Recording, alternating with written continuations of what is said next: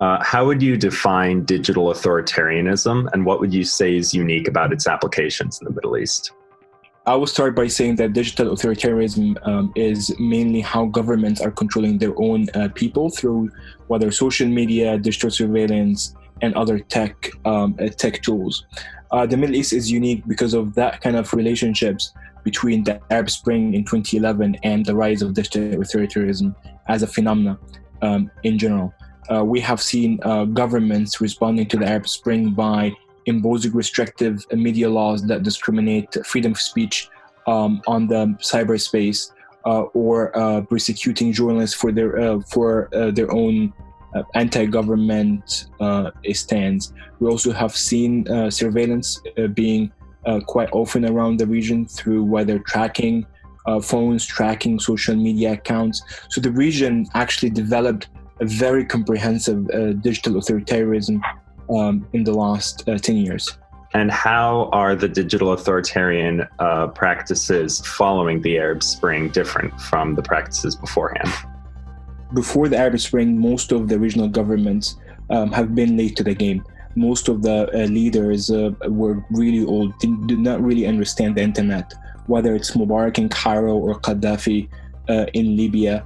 Most of these leaders not really understand what the challenges that they have, what the younger generations are doing, and what's the online space.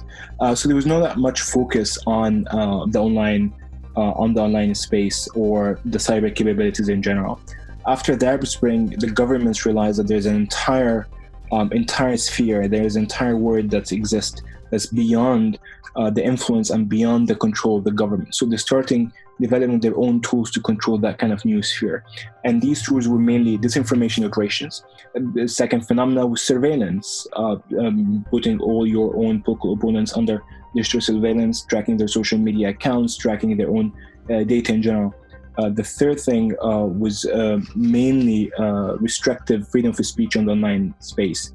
So after the Arab Spring, the whole system developed a very comprehensive and robust authoritarian tendencies in the online space. To what degree is digital authoritarianism political, and to what degree is it cultural or religious?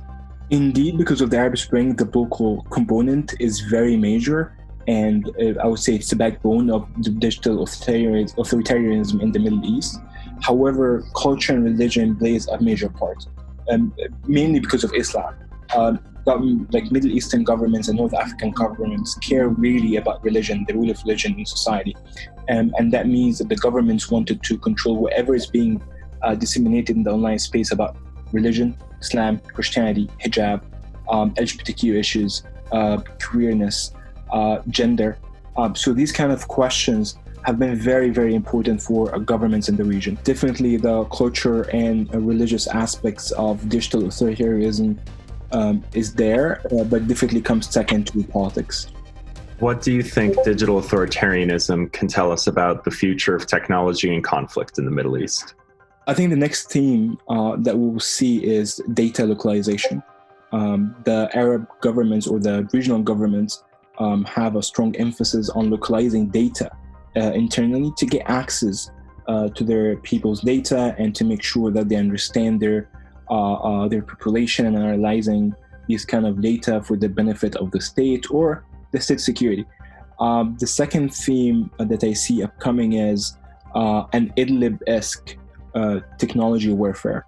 What I mean by that, it would be a mix of drone activities, military drones activities, in addition to take a lot of pictures and a lot of videos and upload them into social media, mainly Facebook and Twitter. So you can win the war in the real world and also in the cyberspace, and that has been very, very important. And one of the main reasons for the Turkish successes, whether in Western Libya or in Idlib in northeast of Syria, has been a very successful tactic that seems that Arab governments and regional governments want to replicate in many conflicts to come.